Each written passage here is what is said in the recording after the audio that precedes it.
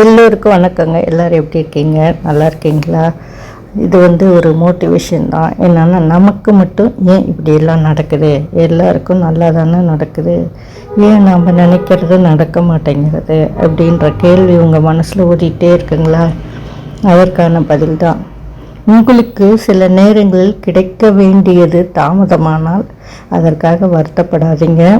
உங்களுக்கு இறைவன் எப்பொழுது கொடுக்க வேண்டுமோ அப்பொழுது கண்டிப்பாக கொடுக்க வேண்டும். காலதாமதம் ஆவதால் உங்களுடைய இது இதாகுதுன்னு நினைக்காதீங்க. கண்டிப்பாக உங்களுக்கு கிடைக்க வேண்டியது கிடைக்க வேண்டிய டைமில் நல்லபடியாக கிடைக்கும். மனசு விடக்கூடாது. அடுத்தது என்னன்னு பார்த்தீங்கன்னா, உங்களுக்கு எப்பொழுதுமே தள்ளி போடாது.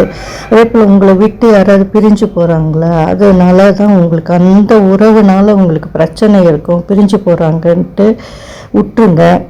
ரொம்ப இழுத்து பிடிச்சி கவலைப்பட்டுட்டு இருக்காதீங்க. அடுத்து என்ன பார்த்தீங்கன்னா, எப்பொழுதும் எல்லா விஷயமும் எல்லாத்திட்டையுமே பகிர்ந்துக்காதீங்க. உங்களுக்குன்னு உண்டானது கண்டிப்பாக எல்லா விஷயம் எல்லாத்திட்டையும் பகிரணும்னு அவசியம் இல்லைங்க. சில விஷயங்களை உங்களுடைய வைத்து கொள்ளுங்கள்.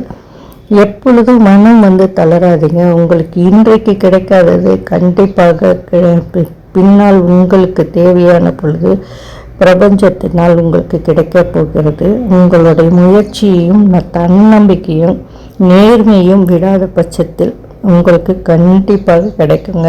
கண்டிப்பாக நம்புங்க, இது நடக்குங்க. நீங்கள் எல்லா விஷயம் எல்லாத்திட்டையும் சொல்லணும்னு அவசியம் இல்லை. கண்டிப்பாக அதுவும் உங்களுக்கு புரிஞ்சிருக்கும்.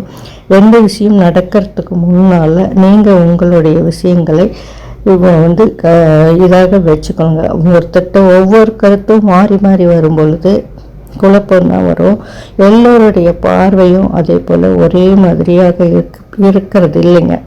அதனால் நமக்கு என்ன தோணுதோ, நம்ம இதுக்கு என்ன முடியுமோ அதை மட்டும் செஞ்சுட்டு ஃபாலோ பண்ணிட்டு போயிட்டே இருக்குதுங்க. இந்த பதிவு ஒரு மோட்டிவேஷன் தான். ஏன் எனக்கு மட்டும் எல்லாம் இப்படி நடக்குது அப்படிங்கிறது தான்.